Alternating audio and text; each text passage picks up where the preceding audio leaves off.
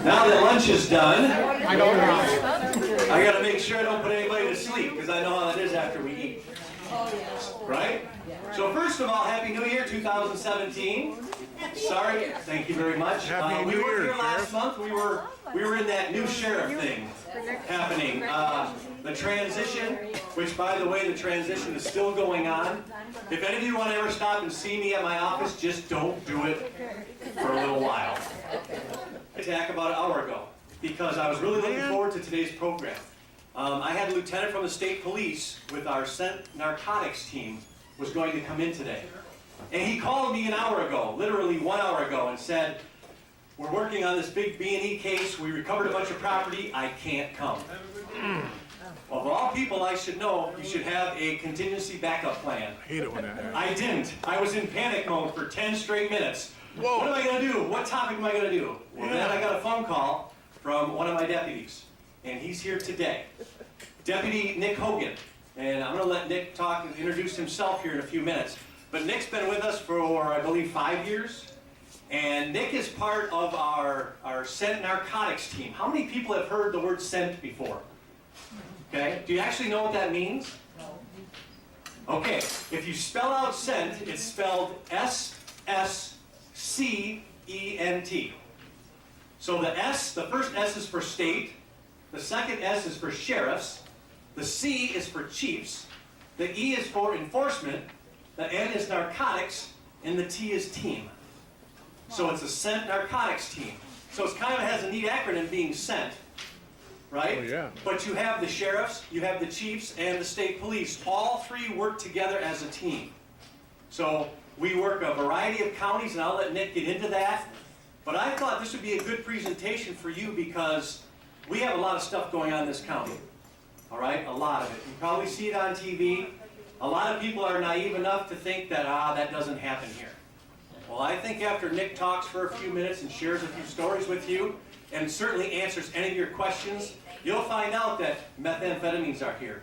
You'll find out that heroin is really on the rise. I mean, we're actually being trained as police officers now to carry something like a medic would so we can bring somebody back to life. That's how serious it's getting. Okay, so again, this is going to be more of a kind of an overall presentation. Nick it got put on the spot, sort of short term, but he's very knowledgeable. He's been with the team for a couple years. He's doing great work. So I'm going to turn this over to one of my deputies. This is Deputy Nick Hogan. Okay? Yes. Okay, if you can't hear me, just tell me to speak up and I'll try to do my best. As tall as a sheriff is, there you go. Put this down here. Okay, like the sheriff said, it's weird calling him sheriff because when I got hired, he's the undersheriff, so sometimes I slip up a little bit, and I still call him the undersheriff. But a little bit about myself. My name's Nick Hogan. Related to the Hogans in town here. I graduated from Manistee High School in 2006. My grandpa was a teacher. Does anybody know Mr. Paczynski? Yeah. That's my grandpa, so he was a teacher there. After high school, I went to college, obviously. Went down to Grand Rapids and went to school there for a couple of years. Didn't really know what I wanted to do. I came back here and there was an ad in the paper, I believe it was 2009. There was an ad in the paper for a part-time Marine deputy. Well, I grew up on charter boats. I fished all my life. I grew up on the water. I said, that's a good opportunity for me. Put an application in and I got hired. 2009, 10, 11, and then I think it was October of 2012. So I did it for about 3.5, 4 years. I did Marine Patrol in the summertime, and then in the wintertime, I did the snowmobile stuff out in Wellston and on the snowmobile trails, which actually worked out for me because I was able to work for the sheriff's office on the weekends and go to school during the week. I attended the West Shore Police Academy in Anna County on the team, and we also cover Lake County, but we don't have anybody from there. So we cover 4 counties. Anything from methamphetamine to crack to cocaine, pretty much anything you can think of. But in your community, in our town here, one of the biggest things that I've seen in the last couple of years are meth labs and also prescription pills. That's a huge problem in our area. People, various ranges. Anybody uses prescription pills, and it's not only in our schools. It's everywhere. But so I'll talk a little bit about meth labs. when I went to school, actually with the DEA, and they actually cooked methamphetamine in front of us. Was pretty cool experience. It's very dangerous. So, has anybody heard of a one-pot cook? A lot of the times, I'll go back a little bit. A lot of the times in springtime, people will cook, let's say out on federal forest or federal land or anywhere, state land, and they'll have what you'll see on TV is called a dump site. Has anybody ever seen that on the news or anything? Police are investigating a dump site. Well, what they're finding is, has anybody heard of a one-pot cook? Okay, so I'll explain a little bit about it, and you can ask questions later because I steal all the chemical terms. I wasn't very good in chemistry or biology or anything like that. But so what happens is everybody gets a cold. Everybody knows what pseudoephedrine is. I use it. I'm sure everybody else uses it. It's not illegal to possess, but that is the main ingredient in methamphetamine, and the main ingredient in that is ephedrine. So that's your first step. People will go to the store, to the pharmacies, and they buy a box of pseudoephedrine. They need that to cook methamphetamine. They also will need, so you have your Sudafed, you need that's called a solvent. You need either Coleman camp fuel. It's red in color. They put that into actually a bottle. So we'll start out with most common is a Gatorade bottle. They're going to take their pseudoephedrine that they had just purchased from the pharmacy. They're going to put it either into a pill grinder, or they call it a pill wash. And they wash the coating, the casing off the pill, and then they're left with pure ephedrine. They dump their ephedrine from their cold medicine into a bottle, and then they also put lye. They'll also put Coleman fuel, and they'll either use ammonium nitrate, which is cut open from a cold pack. If you ever cut in a cold pack, it looks like little small white balls. So you can use ammonium nitrate, or they'll use sodium nitrate, which comes from fertilizer sticks. Jove's fertilizer sticks is something that they'll also, either or. They can use the ammonium, the cold pack, or the fertilizer sticks. I know this is a lot to follow, but bear with me here. So you've got the ephedrine that they have ground up. You've got Coleman fuel, lye, either the sodium, the fertilizer sticks, or the cold packs. And then their last ingredient is they'll purchase lithium batteries. And they'll strip the lithium out of the casing, and they'll have little lithium strips. And has anybody ever seen lithium mixed with water or a liquid? It's actually, it burns. So they'll put that all into a bottle, and it's called the shake and bake method. It's a one-pot method. So they'll put the cap on, and they're going to shake their stuff, and then it's what's called burping. And then they release the pressure on the cap, so you ever shake up a pop bottle, it gets really hard, or you drop one, and you're like, oh shoot, I can't open that for 20 minutes or whatever. That's the same thing that happens. They shake up their bottle, and then they have to burp it, so they'll let out I just call it the juice, let out the air, and then they keep shaking. And depending on how long they do it for, 45 minutes to an hour, they'll come up with what's called meth oil. So in that solution is the actual methamphetamine. So they use coffee filters. They pour that meth oil through the coffee filters to get the bindings and everything out of the bottle, and then you're left with the meth oil. But we're not done there. The next step they have to make hydrochloric gas. So they take either muriatic acid and tinfoil, which makes hydrochloric gas, or they'll use a drain opener such as Roto-Rooter and salt, just over-the-counter salt, and that also makes hydrochloric gas. So on top of it's called a gas generator, they construct a device that has a tube coming out of a pop bottle. They'll put their mixture in there. They'll make the hydrochloric gas. They run their tube into their meth oil, and then they will squeeze the hydrochloric gas into their meth oil, the solution that they just got done straining out of the coffee filter. And you actually can see it out of the clear oil. You'll see the substance fall to the bottom. Actually, they call it snowing. The methamphetamine falls to the bottom of their meth oil. And after that's done, they take their meth and they put it in another coffee filter. Then you have your finished product, and you can dry it in the oven. You can dry it with a hair dryer, and you let it dry. And from there, you can smoke it, ingest it, snort it, any way you can get it into your body. So, and you just had a crash course on how to make methamphetamine. So, Where do they get the experience to do that? That's what I think of. He asked, where do they get the experience to do that? Internet. All over the internet. All over the internet. You could go to YouTube and watch it. I can't even turn a computer on. I think they could use the knowledge of cooking that stuff for something else. But yes, How ma'am. long does it take them to do that? How long does it take them to finish from start to finish? Anywhere from an hour and a half to 2 hours. So they can have finished usable product in about 2 hours. Sir. At what point is that stuff explosive or extremely dangerous? Good question. At any time, the most crucial part is the beginning stage where they're shaking their bottle. That can explode at any time, and they can shoot flames out of a bottle 10, 15 feet.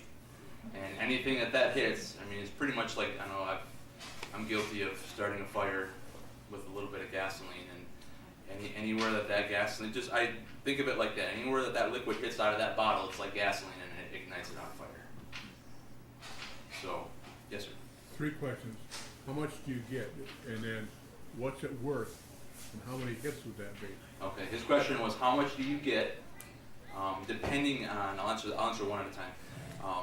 How much you get contains, or whatever, out of your meth oil is how many boxes of Sudafed you use. And my thing is when I arrest somebody or when I interview somebody that cooks meth, I always just sit them down, and every time I ask them, I'm just, hey, this is for my knowledge. This isn't for, I'm not trying to get you in more trouble than what you already are, and they all think that, but it's just for my knowledge, for the safety of me, and for everybody else that works the road that doesn't know these types of things. But so typically, it's if you're a good meth cook, you can get up to 2 grams for 1 box of Sudafed. Does that answer your question? Yeah. It's not a lot. It's definitely not a lot. So the more boxes you put into a cook, they could use a 2-liter bottle, and they could put 3 or 4 boxes of Sudafed in there and get more product out of that. Then what's that worth when we get done? Well, depending who you ask, they don't sell it by weight. They just sell it by packs, is what they call it. So you can buy a 20-pack, a 10-pack, and it's different from each dealer. It just depends. A half a gram to a tenth of a gram. Could you share some price ranges from? Yeah, like a 20-pack. $20 comes in a little pack. A lot of times they use lotto tickets, so they'll cut a lotto ticket in half. I could actually fold one for you right now. They taught us how to fold packs in school, but we've paid up to $50 for a pack, or like I said, 20-pack is $20, which would be about a tenth of a gram, and they actually call that a point because there's 10 a gram. You get 10 points out of a gram. How much salt would I have to shake out to get a gram? Couple shakes? You'd have to. I mean, it's probably only going to be about this much. I mean, a gram is not a lot, and it's not a lot at all. Okay. What percent of it? Maybe the size of a quarter or a nickel is how much they'll get out of it. Yes. Yes. Then what does that do for somebody? What does the meth do for somebody? What do they take that for them? They call it speed. So it keeps you up for days. It makes you very paranoid. A lot of the people that use methamphetamine will smoke marijuana to keep them calm and bring them down. People stay up for days. They don't sleep for days. Yeah. You call it like a euphoria Right, feeling. right. You just, yeah. And when they come off of that is when when they feel them coming off, they want to get right back on. And that's the same with a lot of different drugs. They're very similar. You have a couple. How much is that worth? 2 grams? I've heard people get $1,000 for a gram of methamphetamine. Now, something with that too, because, and we would never use names or anything, but I know some people that live in this community. Nick, why don't you tell them some of the effects, what people start to look like after a period of time, what can happen? What'll happen when you use methamphetamine, it can escape your body through your urine. So I've went into houses in our county where the people have milk containers full of urine because they can recycle the methamphetamine out of the urine and they can use it again. It also escapes your body through your pores, and they call it meth bugs. So people will scratch themselves and they'll scratch their faces and they get scabs all over their body. It also will rot your teeth. I think there's a picture in this, yeah right here, called meth mouth. So it rots your teeth away because all the chemicals you're putting in there, you're putting into your body. Yes, sir. Just curious, it's good to use some stuff, and you probably talk to people that you've arrested. Or would you want to do that to yourself? Maybe they want to make money. Well, not only it's just addictive. It's very addictive, and that's what people. It's hard to get off of. Once you do it the first time, they tell me you get this great euphoria feeling. You get a great high, and pretty much a drug user is always chasing that feeling. It's never it's never as good as the first time that they've done it. So that's why they use more and more. You talk right away. Yes, pretty much. Trying to think of maybe a couple cases I could tell you guys about. Not only that, but if we can come back to the meth with questions. But crack, cocaine. Yes, sir. Yes, all those ingredients sound like poison. I'm surprised that people just don't die from taking it. Yeah, you're pretty much poisoning your body. Correct. Yeah, They actually die. They Or do. like croak. Yeah, You it's know, disgusting. I agree with you there. Right now, not only in Manistee County, but Mason County, Oceana County, we're dealing with a lot of heroin. Does everybody know what fentanyl is? Fentanyl is a very pure form of an opiate. That's a painkiller. Very, very strong. People are making fentanyl, and they're lacing it into heroin. And well, actually, the salt here. If you inhaled 1 to 2 little granules of fentanyl, it can kill you. So a lot of our road guys, we have test kits that we can test our dope with. Marijuana test kits test for THC, heroin and crack test for the opiates. So a lot of guys, what happens? Let's say you get cocaine. You go back to the sheriff's office, or in our case, go to the scent office, and we obviously wear gloves. So we'll take a little piece of the crack or cocaine, we'll put it in our test kit, and we break some ampules is what they're called, and it releases a chemical into a small little, looks like a pouch. And you shake it up, and then you just match it up on the box with a color. And if it turns a certain color, you know you have either cocaine or crack or heroin. Dealers are putting the fentanyl into the heroin, which is killing people. I believe WeMet, which is the team below us that covers Muskegon, Ottawa counties, they've had 14 I think it was last month, they had 14 overdoses on a weekend. Yes, ma'am. You have kits like that to tell you about that. How come the police don't have anything on the date rape drug? That when you come into the jail and they see that there's something wrong, that they're able to test you like they are a DUI? To understand the date rape drug, you're talking about all the chemical kits the police have. They do not have that one in any of the 50 states. Maybe, I can't. All I could say to that is if someone did come into the facility acting a certain way, we would take them to the hospital. And some of those drugs, you've got to be tested within 24 hours or it's not even in your system. There's a couple different ones. Ketamine's one. I know GHB is what it's called. Gamma high, it's a big long name. Fentanyl. Hyptanol, yeah, that sounds like, okay. So I'm just saying, but some of these, they're not in the system long, so time is of the essence. It's in the first urine. Well, it's still of the essence, though. I mean, from the time somebody was to come in, or we even realized that this was a date rape. I believe you don't have it because they don't wheel you out to the hospital when you're brought in. Well, we do take to the hospital quite often. Not every time. It all depends on each one is different. It all depends on what the circumstances would be. I would, and just to piggyback on that, whenever we bring somebody into the jail, when we arrest them, if a corrections officer doesn't feel that they are, I wouldn't say suitable, but if they don't feel that if something's wrong, or we always take them over to the ER, I would probably say 7 out of 10 times to get cleared by ER staff and a medical doctor. Now, as far as the GHB, I've never seen a drug or a test kit for that. Doesn't mean it's out there. Or maybe they haven't invented it or produced it yet. I've never seen that because we don't deal with that. But if someone would say something to me, I think somebody put something in my drink, they'd be right to the hospital right away, immediately getting a test done. You can't say that when it happened.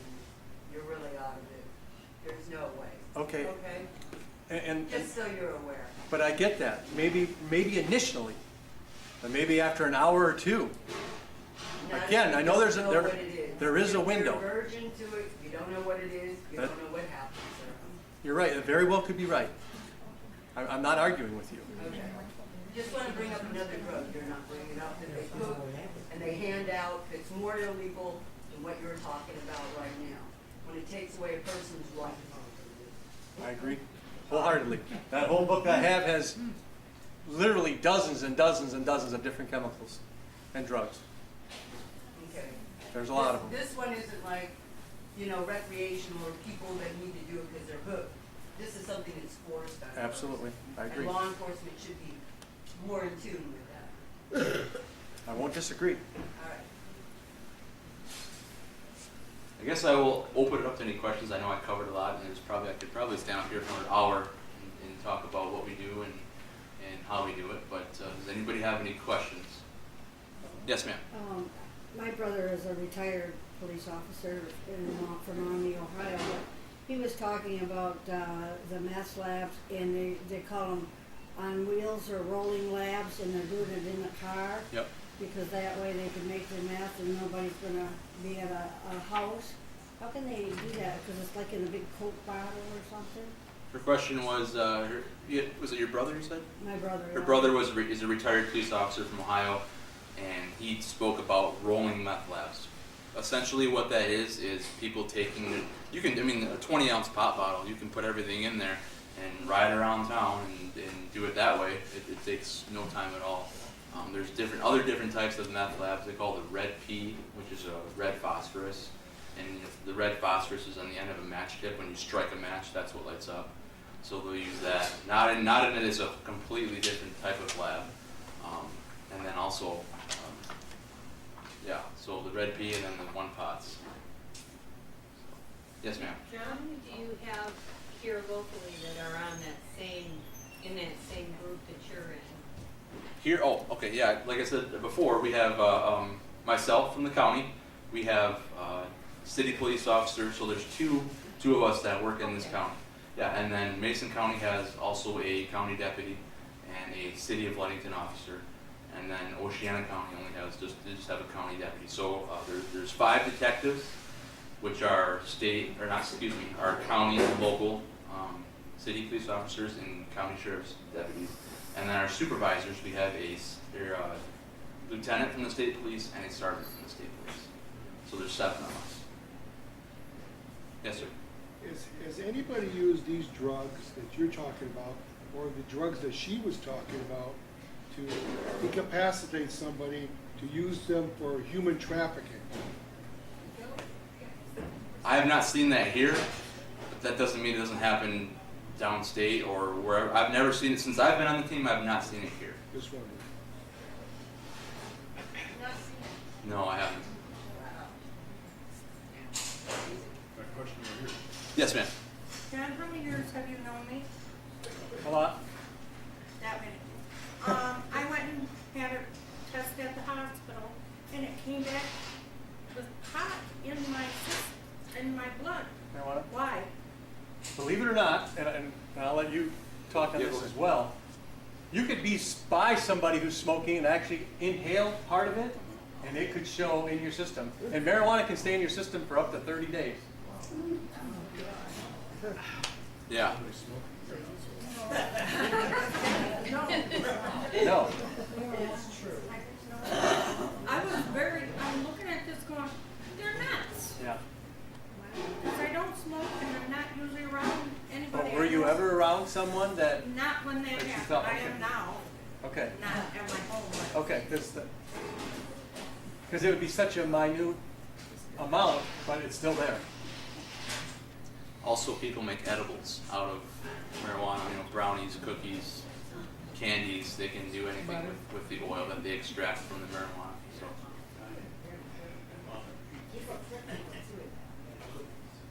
Yeah. The marijuana is legal, how does that do that? Can't help you out any. Well, it's legal to a certain extent. Yeah, but if you get marijuana, you give it to your best friend, say, here, you want a little bit? It's gonna happen.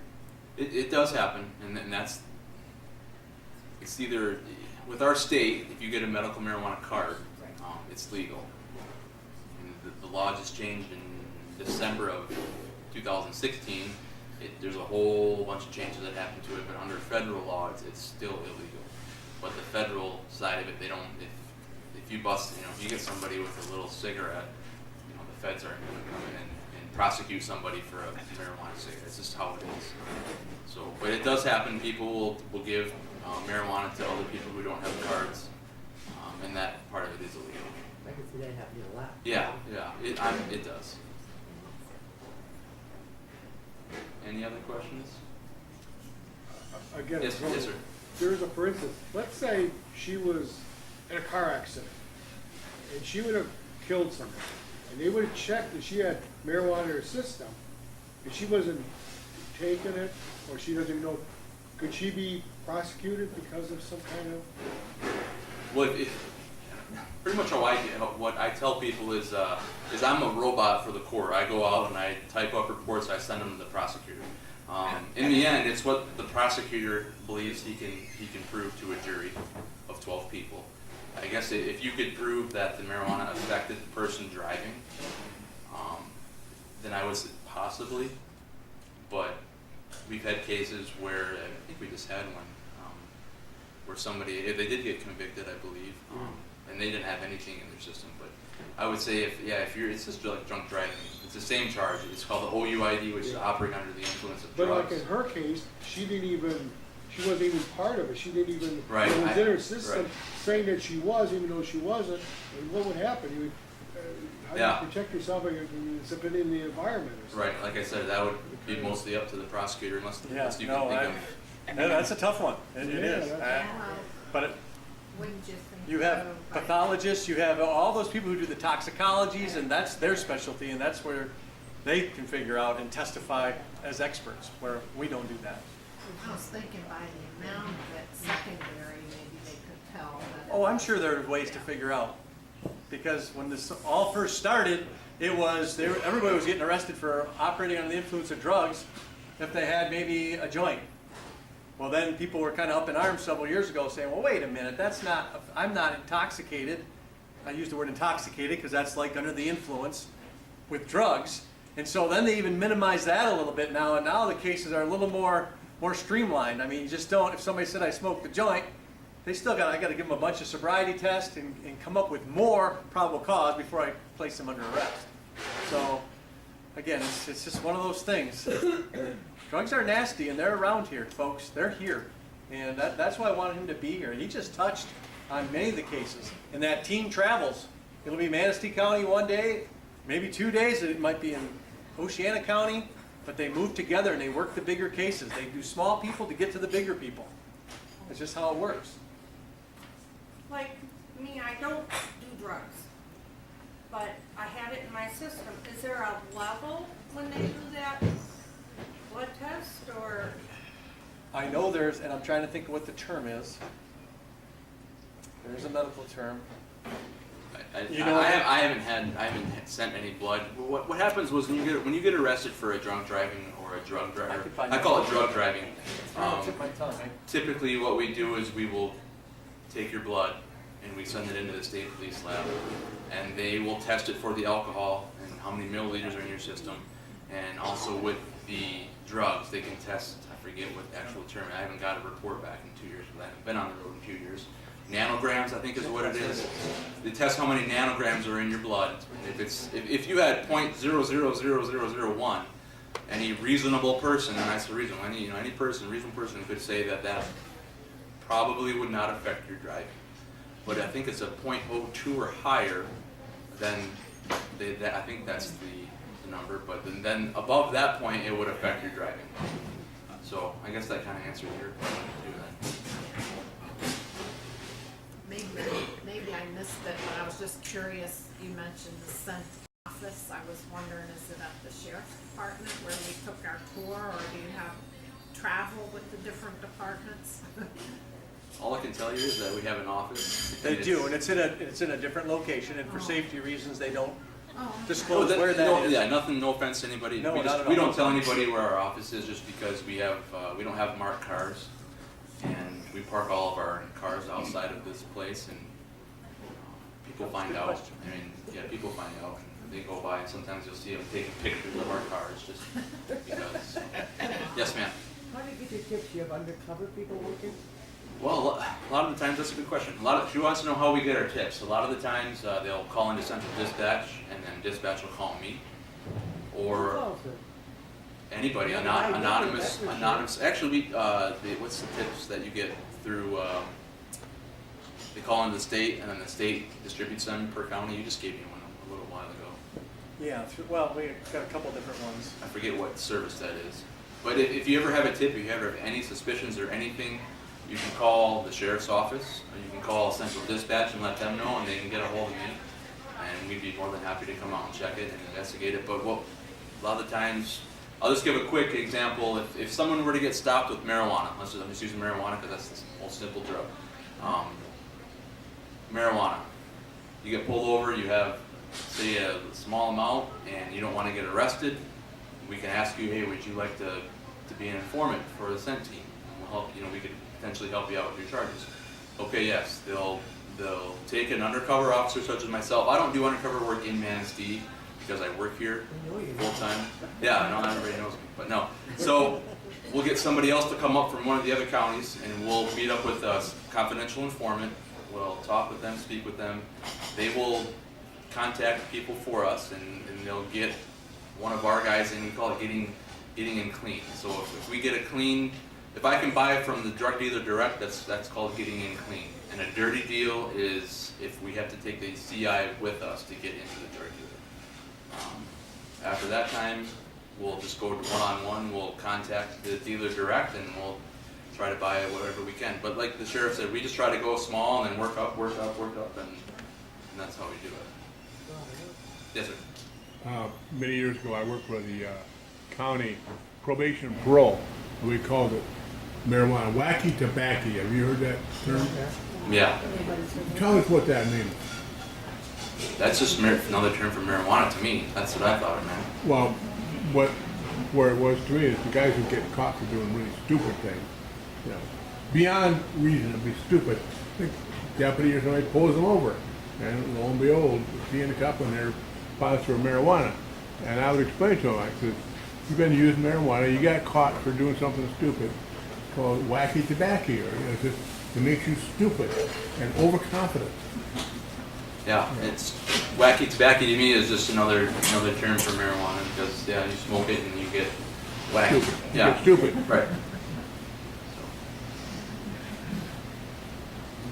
Okay, I know where, oh, go ahead. What's that deal? I think Traverse City, Calcasta, Fort Ruggers, part of Lower Michigan. They have on TV now, they got this pen or whatever that somebody's on an overdose to save their life. Naloxone. Not all the police departments have that thing. We do. That's what I Yeah, was wondering. that's what I was talking about earlier. It's something we can come up, if you know it's a heroin, someone who's overdosed, our officers are trained. And now they're actually going to the nasal one. There's two different types. There's one for the nasal, and then there was the one where we just punch it into their thigh, and it has an immediate reversal effect. So if someone just OD'd, they're not breathing, you can actually bring them back. We actually just had a Deputy Torrey, about 3 months ago, brought somebody back in our county. They have it on And in Wexford County, didn't they have like 5 in a weekend? 4 or 5 overdoses of heroin? That's pretty close to home. We're talking 40 minutes away. So. But anyway, I want to thank Mr. Hogan. And again, he could go on and on and on. And he even said if I would have knew he could have a PowerPoint, he could show you different photos and pictures. And you could talk about this stuff. It's very interesting. There's a lot to it. Because there's so many different chemicals. There's so many different street names and names for stuff. Yeah, one more question. What is the risk to us seniors? I mean, how would we suddenly be in a bad situation where something like this is happening, and we're going to end up, this interaction that somebody, that we know, well, there's a problem or something. How do we know, or we could run into something, and how do we get away from the situation? From the people. Yeah, that's a good question. He wants to know how it would affect you guys or whoever. It can affect anybody. We actually had a case in Ludington where, and a lot of our tips come from senior citizens that they get called in because sometimes you can walk outside your house and you can smell like a chemical smell. Yeah. And that's a good thing you brought that up. I wanted to let everybody know it doesn't take any of our time if somebody calls in a tip where, hey, I'm outside, I'm walking around, playing in the yard, planting flowers is what my grandma does, and it's got a weird smell. Sometimes they say it smells like ammonia or just a chemical smell that you can't describe. Don't hesitate to call it in, and it takes no time at all for us to come out and check it out. But we had a case in Ludington where there was somebody that was under the influence of methamphetamine. They were in a grocery store, and you see it on TV all the time. People don't look right. I mean, they'll be scratching their faces, they'll be talking to themselves, and actually tried to assault a person. At that point, the police were called.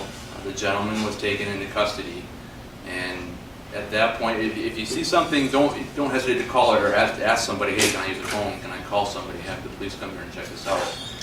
There was actually a younger kid up in Traverse City. We had a couple meth labs at the Manistee Hotel. I don't know if everybody ever saw that back in April. We had 2 meth labs at the Manistee Hotel. The gentleman that was working, one of the gentlemen that was working there just recently got caught up in Traverse City. He robbed a gas station and he passed out high at the Walmart, and he was under the influence of methamphetamine. So just anything that looks out of the ordinary, people that are talking to themselves or have scabs on their, I'm not telling you to go out there and call on every person that's got it, because people, you know, People are talking to right. Be vigilant. But Be yeah, vigilant. If it doesn't look right, call it in. And you know, if something doesn't look right, Go on I your know hunch. too, then just call it in. How dangerous is it? Human blood. How dangerous is what? Human blood. To give blood? Yeah.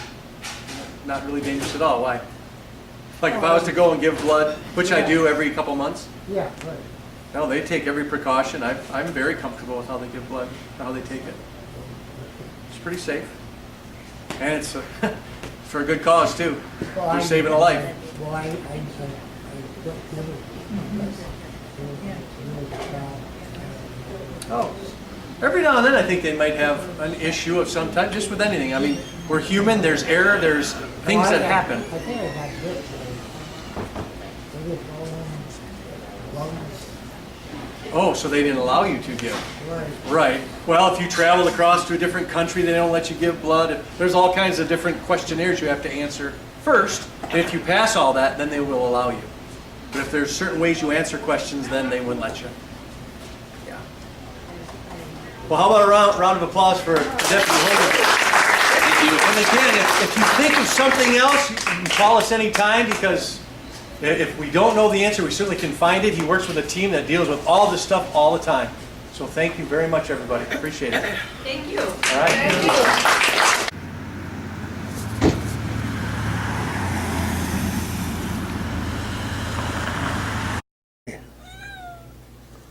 He won't even look at me.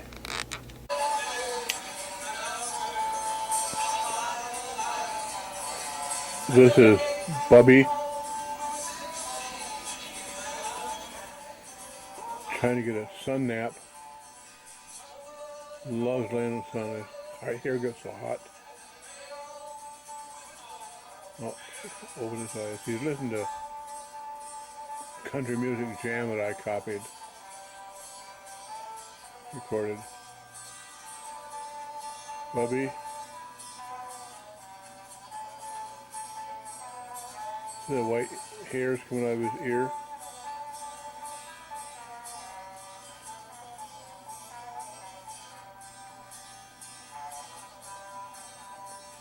Oh, kitty.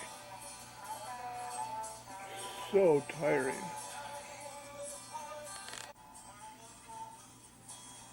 See, this is the life if you're a cat. It's up on a kind of on some box, but it could be a shelf. And nobody's going to step on him. Totally pitch black. A little white hair in his ear, and he's got a little white hair on his tummy. And then he is jet black. Oh, he loves being a cat. Oh, you could have seen the white hair around where he stretched out.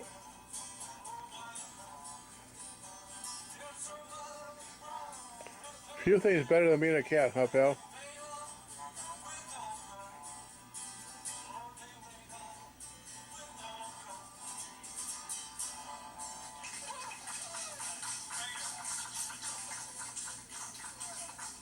Oh.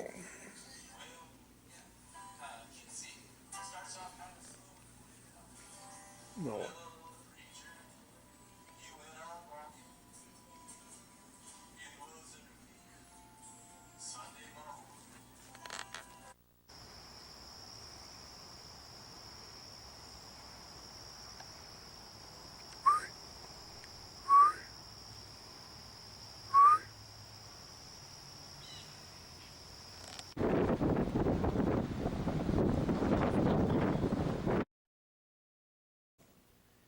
Kitty?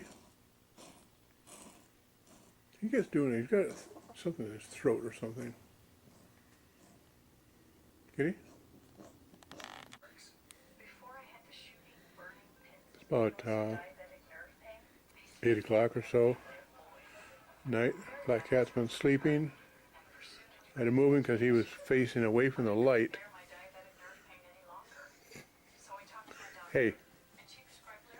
They're around here though. I see him. A lot of people are wondering what's happened to Bubby. Bubby is just taking it easy. He's still doing his cat stuff. Loves being a cat. Not that he had any choice. That God created him as a cat. He's not interested in being a dog. I know that because dogs are too willing to please. Cats are not willing to please. Cats are willing to ignore. Yeah? You're willing to ignore?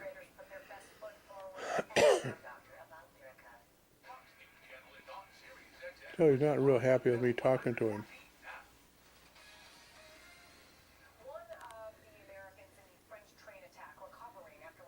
Cat.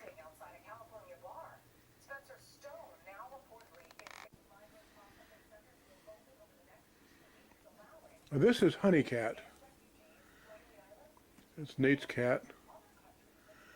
He's a domestic long hair, whereas Hairball is a domestic short hair. We got to take care of his hairballs. He's got some big knots in his fur.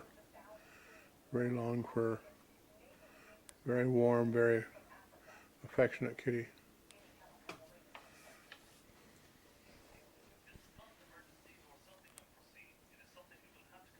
Hi, pal.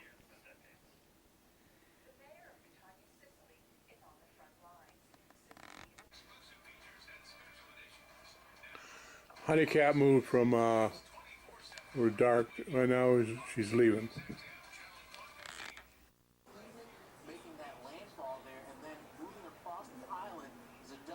I got a cat here. Leans up against the wall like this. Always in the same spot at night. Little nightlight here. It's under it. In his opinion, a good day is a day laying up against the wall like this.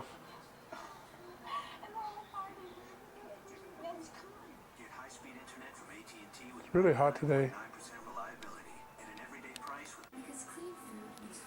Honey Cat laying on a box here by the window. She truly loves sleeping.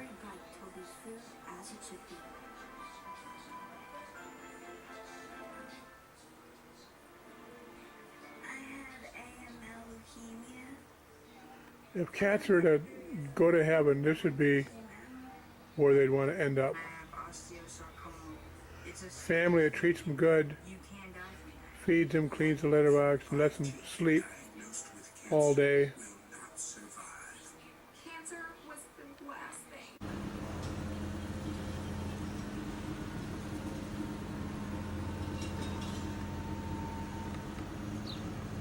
Well, hello, I'm on the Riverwalk. I'm down the Elks.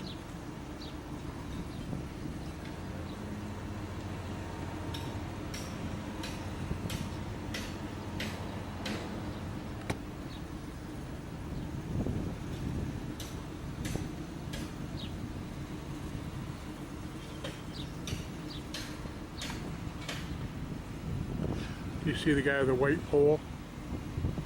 I think he's a surveyor. That's what I did when I was in college.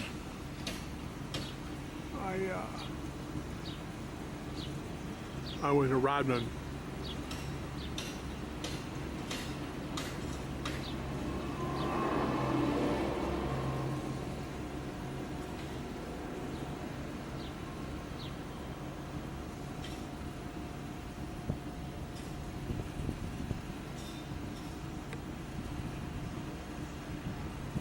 That hole has got to be down quite a ways.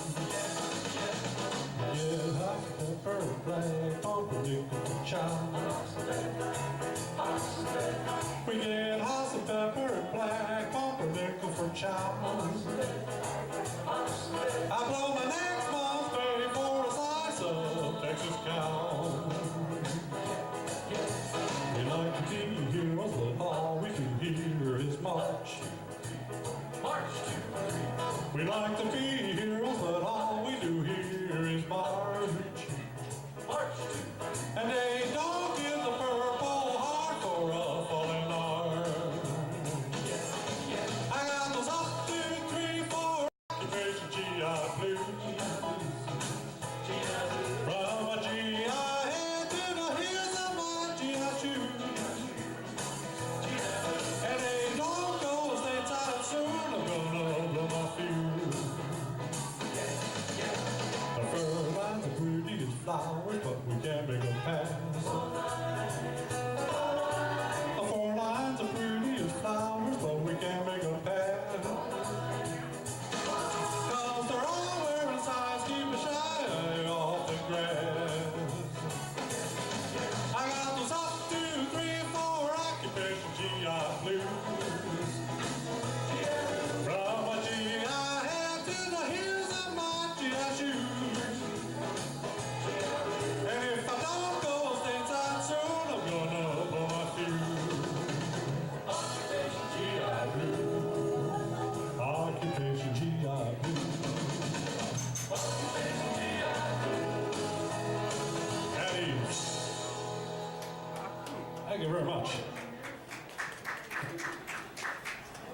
from his movie G.I. Blues.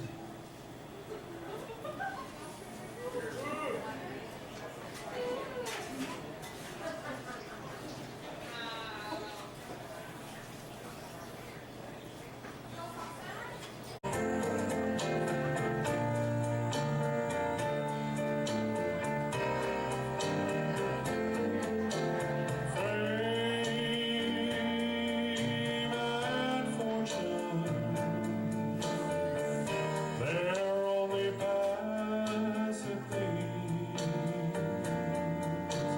But when I hold you in my arms, that's heaven to me. Who cares for fame and fortune? How empty they can be. Oh, when I'm homeless, gives you oh so dear. Makes me feel like a king. Your kind of love is a treasure I hold. It's so much greater than silver or gold. I know that I am nothing if you should go away.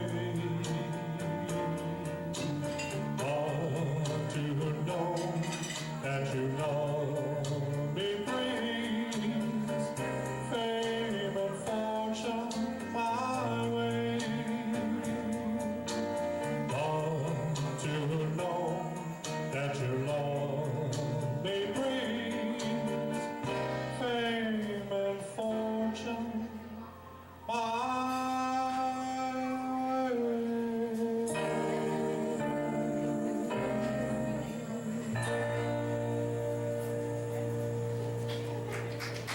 Thank you.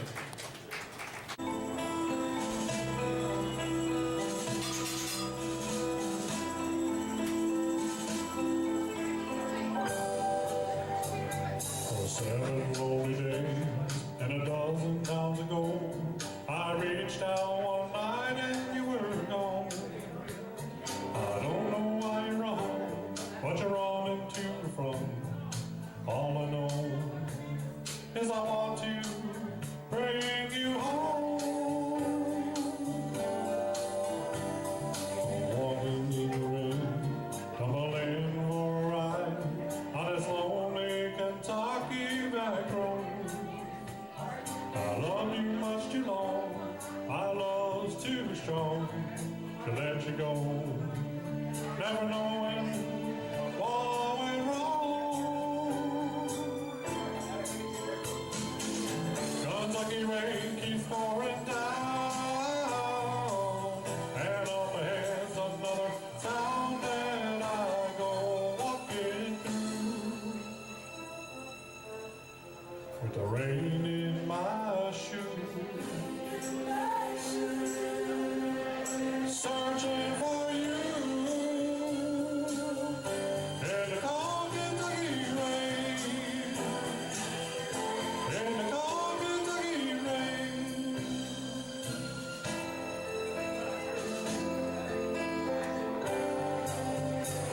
I finally got a ride with a preacher man who asked, where you bound?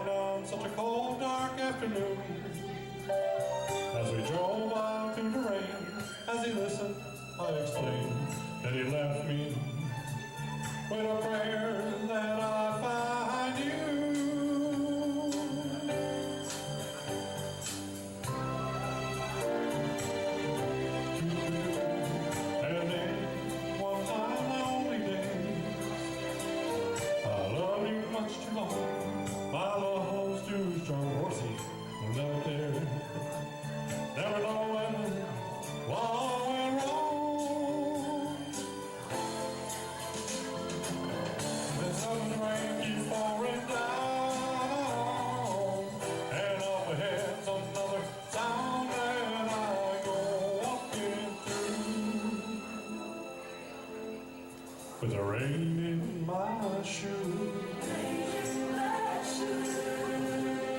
Searching for you in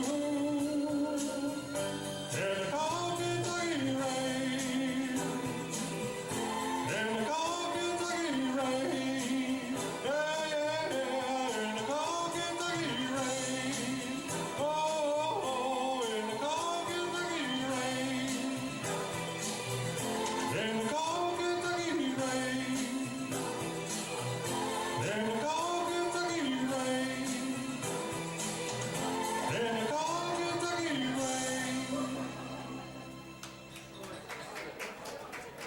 Thank you very much. Tender, love me true, tell me you are mine. I'll be yours through all the years, till the end of time. Love me tender, love me true, all my dreams fulfill. For my darling, I love you, and I always will. Love me tender, love me long, tell me you are mine. I'll be yours through all the years, till the end of time. Love me tender, love me blue, all my dreams fulfill. For my darling, I love you, and I always will.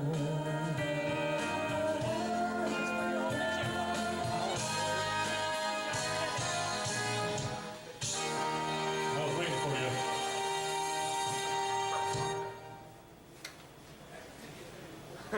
You want the flash on that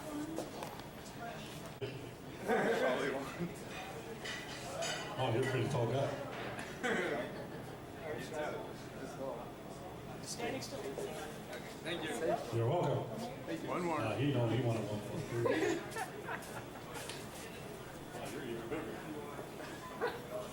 You're the basketball team, right? He tried.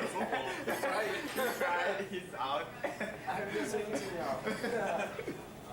You guys drive safe out there. I know it's getting bad. Yeah. Especially if you have a small car. I think he's cleaning. So for who we ask ourselves.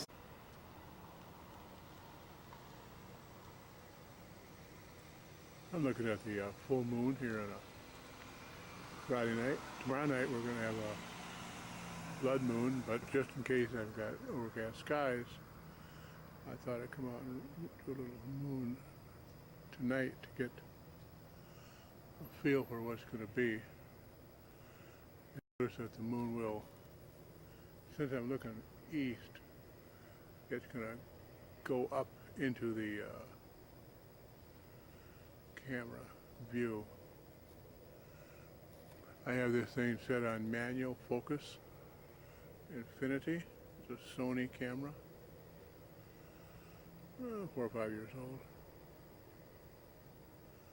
Use an SD card. And I have the exposure on manual, a little below normal. I'll show you what if I go down a little bit. It gets darker. If I go plus,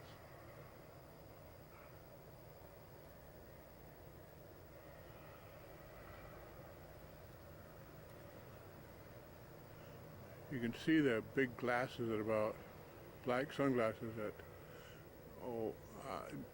noon and 2 o'clock, two big round circles.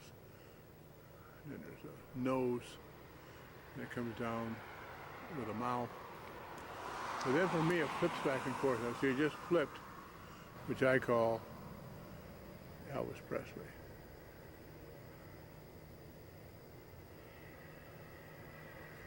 You have kind of looks like Mickey Mouse, but one view is an absolute profile. The man on the moon is looking at 9 o'clock. Then for me, when it flips, he's looking more at the camera. Up at 2 o'clock, right at the very edge, you can see two big craters, and that's a seal, harp seal.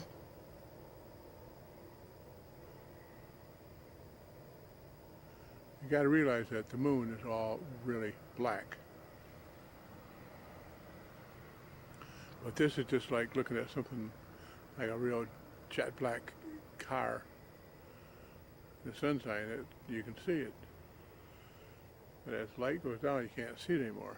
So we still have a little sunlight, which makes it, if you got a video of the moon, and that's the brilliant way to do it, because the moon, being lit by the sun, can have the same exposure as if you're taking a picture of something outside in a bright sunny day. You don't have to have half a minute. No. The old ASA F-16 roll, some of you will remember. If your film was 400, you set the camera on about 400, 500, and F-16. Click away. 500th of a second at F-16. The problem is that you're photographing the moon, not the background. Even though we have a lot of light yet, we can let the moon come up into the picture. You see, it comes up relatively fast. The moon right now, with my little hand extended, covering it with my little finger, it way